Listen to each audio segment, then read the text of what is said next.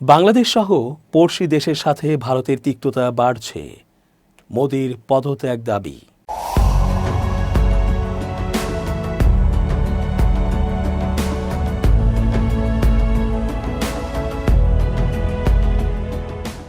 আসসালামু আলাইকুম প্রিয় দর্শক, আমন্ত্রণ আজকের আলোচনায়। চেঞ্জ টিভির আন্তর্জাতিক চোখ অনুষ্ঠানে জি রতন স্বাগত জানাচ্ছি। মোদির নিজের দেশেই তার পদত্যাগের দাবি উঠেছে। আসলে তিনি এমন একজন রাজনীতিক যিনি কারো সাথে সদ্ভাব রাখতে সমর্থ হচ্ছেন না। বিশেষ করে বাংলাদেশের মতো পড়শির সাথে যে আচরণ করছেন তাতে তার পক্ষে কথা বলার সুযোগ একেবারেই কমে গেছে। সাম্প্রতিক 16 ডিসেম্বর 2025 দিনে বাংলাদেশের বিজয় দিবসকে নিয়ে যেভাবে তিনি সোশ্যালে স্ট্যাটাস দিয়েছেন তা কোনো সুস্থ মানুষ করতে পারে না। যদি এমনটাও তিনি নিজে ভাবেন যে এটা ভারতীয় বাহিনীরই ক্রেডিট, তারপরও সুস্থ কূটনৈতিক সম্পর্ক রক্ষার্থে অমনটা না বলে বরং বাংলাদেশের বিজয় দিবস হিসেবে বাংলাদেশিদের শুভেচ্ছা জানানোই তার উচিত ছিল। কিন্তু বরাবরই এভাবেই তিনি বাংলাদেশের বিজয় দিবস সহ ৭১-এর মুক্তিযুদ্ধ বিষয়ক অন্যান্য ইস্যুতে একই রকমভাবে শুধু তার দেশের ক্রেডিটই নেন। বাংলাদেশ তার কাছে তার দেশের রাজ্যের মতো। আমরা এর তীব্র প্রতিবাদ ও ঘৃণা জানাই। ইতোমধ্যে মোদির দেশের অভ্যন্তরে উগ্র হিন্দুত্ববাদী মানসিকতা ও এর বাস্তবায়ন প্রক্রিয়ার জন্য বিশ্বমহলে তিনি ধিক্কারের শিকার হয়েছেন, হারাচ্ছেন পড়শি দেশগুলোর কাছ থেকে সমর্থন ও যোগাযোগ সম্পর্ক। ন্যাশনাল হেরাল্ড মামলায় কংগ্রেস নেত্রী সোনিয়া গান্ধী ও রাহুল গান্ধীর বিরুদ্ধে এনফোর্সমেন্ট ডিরেক্টরেট অর্থাৎ ইডি এর দাখিল করা চার্জশিট আমলে নিতে অস্বীকৃতি জানিয়েছে দিল্লির একটি আদালত। মঙ্গলবার 16 ডিসেম্বর দেয়া এই আদেশে আদালত স্পষ্ট জানিয়েছে যে আইনের দৃষ্টিতে এই চার্জশিটের ভিত্তিতে বিচারিক কার্যক্রম শুরু করা সম্ভব নয়। এই রায়ের পর বুধবার 17 ডিসেম্বর সকালে এক সংবাদ সম্মেলনে ক্ষমতাসীন বিজেপির কঠোর সমালোচনা করেন কংগ্রেস সভাপতি মল্লিকার্জুন খাড়গে। এক সংবাদ সম্মেলনে তিনি বলেন, প্রধানমন্ত্রী নরেন্দ্র মোদী ও স্বরাষ্ট্রমন্ত্রী অমিত শাহের পদত্যাগ করা উচিত।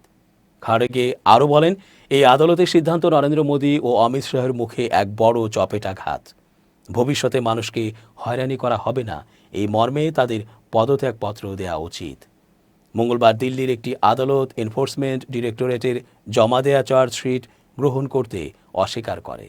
ওই চার্জশিটে কংগ্রেসের জ্যেষ্ঠ নেতা সোনিয়া গান্ধী ও রাহুল গান্ধীর নাম ছিল।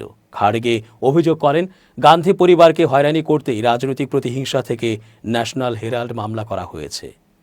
তার ভাষায় মামলাটি সম্পূর্ণ মিথ্যা এবং রাজনৈতিকভাবে উদ্দেশ্য প্রণোদিত।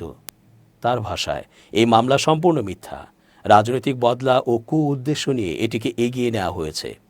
খাড়গে অভিযোগ করেন, বর্তমান সরকার রাজনৈতিক লাভের জন্য বিরোধী নেতাদের বিরুদ্ধে ইডিকে ব্যবহার করছে। তবে আদালতের সিদ্ধান্তে ন্যায় বিচার প্রতিষ্ঠিত হয়েছে বলে তিনি মনে করেন। তিনি বলেন, সত্যের জয় হয়েছে। আমরা এই রায়কে আন্তরিকভাবে স্বাগত জানাই। 2024 ও 2025 সালে ভারতের বেশিরভাগ প্রতিবেশী দেশেই রাজনৈতিক উথাল পাথালের মধ্য দিয়ে গেছে। এমন কিছু ঘটনাও হয়েছে কয়েকটি দেশে, যার ফলে ভারতের সঙ্গে সেই দেশগুলোর দ্বিপাক্ষিক সম্পর্কে এসেছে টানাপোড়েন। বাংলাদেশ থেকে মালদ্বীপ ভারতকে সমস্যায় পড়তে হয়েছে বেশ কয়েকটি জায়গায়। অন্যদিকে চীনের সঙ্গে সীমান্ত বিবাদ নিয়ে অগ্রগতিও দেখা গেছে। নরেন্দ্র মোদী যখন 2014 সালে প্রথমবার ভারতের প্রধানমন্ত্রীর পদে শপথ নেন, তখন প্রায় সব প্রতিবেশী দেশের সরকার প্রধানরাই ভারতে এসেছিলেন। শপথ গ্রহণের পর থেকে গোড়ার দিকে কয়েক বছর মোদী শুধুই প্রতিবেশী দেশগুলোতেই সফর করেছিলেন। তা থেকে স্পষ্ট হয়ে গিয়েছিল যে ভারতের বিদেশ নীতিতে প্রতিবেশী দেশগুলোকেই সবথেকে বেশি গুরুত্ব দেওয়া হবে। আনুষ্ঠানিকভাবে ওই নীতিকে নেইবারহুড ফার্স্ট বা প্রতিবেশী প্রথম নাম দেওয়া হয়। তবে এই নীতির প্রথম ধারণাটা এসেছিল 2008 সালেই। আফগানিস্তান, বাংলাদেশ, মালদ্বীপ, মিয়ানমার, নেপাল, পাকিস্তান এবং শ্রীলঙ্কার মতো প্রতিবেশী দেশগুলোর সঙ্গে সম্পর্ক সুদৃঢ় করার জন্য এই নীতি তৈরি করা হয়েছিল। প্রধানমন্ত্রী হওয়ার পর নরেন্দ্র মোদী দুবার বাংলাদেশ সফরে গেছেন। একবার 2015 সালের 6 জুলাই, দ্বিতীয়বার 2021 সালের 26 মার্চ সে দেশে গিয়েছিলেন তিনি। তবে 2024 সালের আগস্টে বাংলাদেশে শেখ হাসিনার সরকারের পতনের পর থেকে দুই দেশের সম্পর্ক আমূল বদলে গেছে। শেখ হাসিনা 5 আগস্ট থেকে ভারতে অবস্থান করছেন।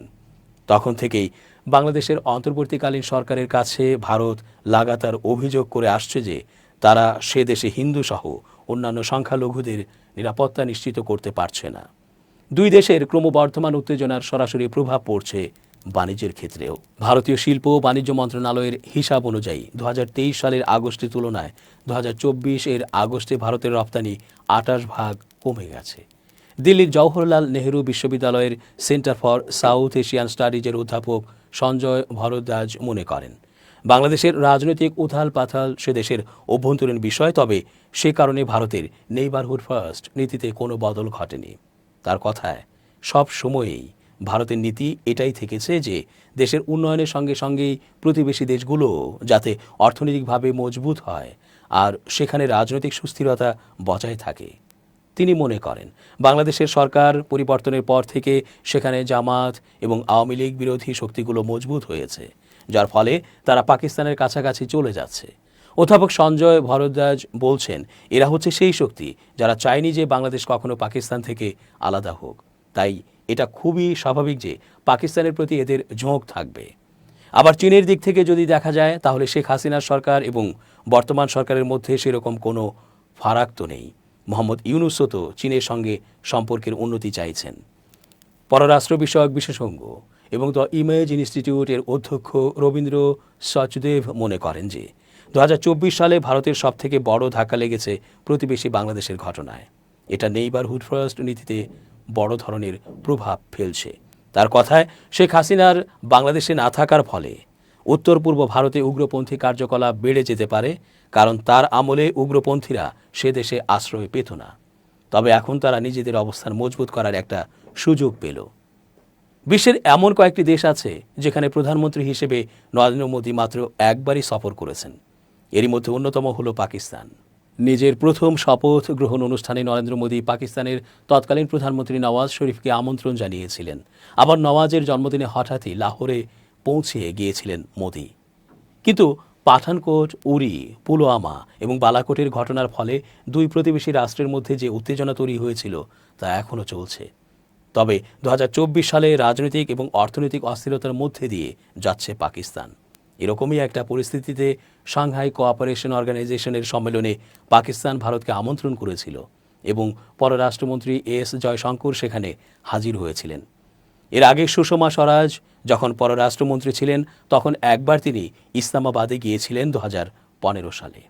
পররাষ্ট্র বিষয়ক বিশেষজ্ঞ রবীন্দ্র সচদেব বলছেন, ভারত আর পাকিস্তানের সম্পর্ক বহু বছর ধরেই শীতল হয়ে রয়েছে, আর 2024 সালে সেই পরিস্থিতিতে বিশেষ কিছু পরিবর্তন আসেনি।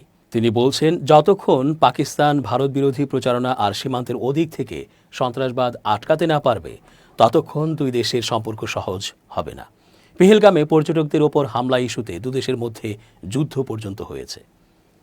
প্রধানমন্ত্রী হিসাবে নরেন্দ্র মোদী এখনও পর্যন্ত 5 বার নেপাল সফর করেছেন। দুই দেশের মধ্যে 1750 কিলোমিটার সীমান্ত রয়েছে। এখন নেপালে কমিউনিস্ট পার্টি অব নেপাল অর্থাৎ সংযুক্ত মার্ক্সবাদী লেনিনবাদী ক্ষমতায় রয়েছে, যার শীর্ষে আছেন দলটির সভাপতি কেপি শর্মা ওলি। ভারত বিরোধী বলে তিনি পরিচিত। ওলি চতুর্থবার প্রধানমন্ত্রী হওয়ার পরে প্রথম সফরটি করেছিলেন চীনে। যদিও চিরাচরিতভাবে নেপালের প্রধানমন্ত্রীরা দায়িত্ব নেয়ার পরে প্রথম বিদেশ সফরে আসেন ভারতে।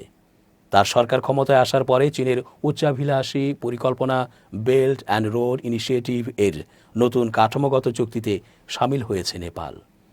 মরক্কোর পরে নেপাল দ্বিতীয় দেশ যারা BRI এর নতুন কাঠামোয় যুক্ত হলো। BRI এমন এক অবকাঠামোগত পরিকল্পনা যার মাধ্যমে পশ্চিমা দেশগুলির কর্তৃত্বকে চ্যালেঞ্জ করার চেষ্টা করছে চীন। অধ্যাপক সঞ্জয় ভরদ্বাজ অবশ্য মনে করেন যে ভারত আর চীন দুই দেশের সঙ্গেই সম্পর্ক ব্যালেন্স করে চলার চেষ্টা করছে নেপাল। তার কথায়, কেপি শর্মা ওলি চীনের সঙ্গে সুসম্পর্ক চান, কিন্তু ভারতকেও ছাড়তে চান না। চীন থেকে যেসব সুযোগ সুবিধা পাবে তার দেশ, সেগুলো হাতছাড়া করতে চাইছেন না তিনি। নেপাল অভিযোগ করেছিল যে তাদের দেশকে 2015 সালে ভারত অঘোষিতভাবে অবরুদ্ধ করে রেখেছিল। এরপরে 2019 সালে কালাপানি ও লিপুলেখ এলাকাগুলো ভারতের মানচিত্রে যুক্ত করা, 2023 সালে ভারতের সংসদ ভবনে নেপাল সহ পুরো উপমহাদেশের মানচিত্র ভারতের ভেতরে দেখিয়ে টাঙানোর মতো বিষয়গুলোতে নেপাল ক্ষুব্ধ হয়েছিল। অধ্যাপক সঞ্জয় ভরদ্বাজের কথায়, বিগত কয়েক বছরে নেপালের সঙ্গে ভারতের বিরোধ সামনে এসেছে, কিন্তু 2024 সালে দুই দেশের মধ্যে সম্পর্কে কোনো নেতিবাচক প্রভাব পড়েনি বা বড় কোনো বিতর্কও সামনে আসেনি। মোহাম্মদ মুইজ্জু 2023 সালের নভেম্বরে মালদ্বীপের রাষ্ট্রপতি হন। নির্বাচনী প্রচারণায় ইন্ডিয়া আউট অর্থাৎ ভারতকে তার দেশ থেকে বের করার স্লোগান দিয়েছিলেন। তিনি ক্ষমতায় আসার পরে ভারত আর মালদ্বীপের মধ্যে সম্পর্কে চরম উত্তেজনা তৈরি হয়েছিল। নরেন্দ্র মোদী 2024-এর গোড়ায় লাক্ষাদ্বীপে গিয়েছিলেন এবং সেখানকার কিছু ছবি শেয়ার করে মানুষকে সেখানে বেড়াতে যাওয়ার আহ্বান জানিয়েছিলেন। এই আবেদনের পরে মালদ্বীপের কয়েকজন মন্ত্রী মোদী আর ভারত নিয়ে বিরূপ মন্তব্য করেছিলেন, যার ফলে দুই দেশের মধ্যে নতুন এক বিবাদ শুরু হয়ে গিয়েছিল। রবীন্দ্র সচদেবের কথায় মালদ্বীপের সঙ্গে ভারতের সুসম্পর্কই ছিল, কিন্তু মুইজ্জু ক্ষমতায় আসার পরে তাতে চিড় ধরে। তিনি এমন সব ভারত বিরোধী মন্তব্য করতে থাকেন যা তার আগে কখনো কেউ করেনি। রবীন্দ্র সচভেদর বলছেন, মালদ্বীপ সরকার চীনের দিকে ঝুঁকেছিলই, তবে ভারত এই প্রথমবার একেবারে ব্যাকফুটে চলে গেল। এটা ভারতের কাছে দুশ্চিন্তার বিষয়। মুইজ্জু আসার পরে সে দেশে চীনের উপস্থিতি বেড়েছে, যা ভারতের পক্ষে উদ্বেগের বিষয়। তিনি আরও বলছিলেন, সামাজিক মাধ্যমে যেসব বিবৃতি আসছিল তাতে পরিস্থিতি উত্তপ্ত হয়ে ওঠে, কিন্তু ভারত খুবই সুচিন্তিত বক্তব্য প্রকাশ করেছিল। তার মতে পররাষ্ট্রমন্ত্রী এস জয়শঙ্কর 2024 সালের আগস্টে 3 দিনের এক সফরে মালদ্বীপ গিয়েছিলেন। সে সময়ে বেশ কিছু চুক্তি সই হয়। এখন মনে হচ্ছে ভারতের ব্যাপারে মালদ্বীপ অনেকটা নমনীয় হয়েছে। শ্রীলঙ্কার বিদেশ নীতিতে ভারত যতটা গুরুত্বপূর্ণ, আবার ভারতের পররাষ্ট্রনীতির ক্ষেত্রেও ততটাই গুরুত্বপূর্ণ ওই দ্বীপ রাষ্ট্র। ভারত আর চীন দুই দেশই নিজেদের বাণিজ্যিক আর পররাষ্ট্র বিষয়ের সম্পর্কে শ্রীলঙ্কাকে অগ্রাধিকার দেয়। এর একটা বড় কারণ হলো ভারত মহাসাগরে শ্রীলঙ্কার ভৌগোলিক অবস্থান কৌশলগত দিক থেকে খুবই গুরুত্বপূর্ণ। শ্রীলঙ্কায় 2022 সালে ব্যাপক সরকার বিরোধী বিক্ষোভ হয়। সাধারণ মানুষ প্রেসিডেন্টের বাসভবন সহ অনেক সরকারি ভবন দখল করে নেয় এবং প্রেসিডেন্ট গোটাবায়া রাজাপাকসাকে দেশ ছেড়ে পালাতে হয়। আর্থিক সংকটে ডুবতে থাকা শ্রীলঙ্কাকে সহায়তা করতে এগিয়ে আসে ভারত এবং শেষ পর্যন্ত 2024 সালে সে দেশে এক নতুন সরকার ক্ষমতায় আসে। বামপন্থী নেতা অনুরা কুমারা দিশানায়েকে প্রেসিডেন্ট নির্বাচনে জয়ী হন। দর্শক, আজ এ পর্যন্তই। ধন্যবাদ। change tv.press এক ফোঁটা হলুদও নেই।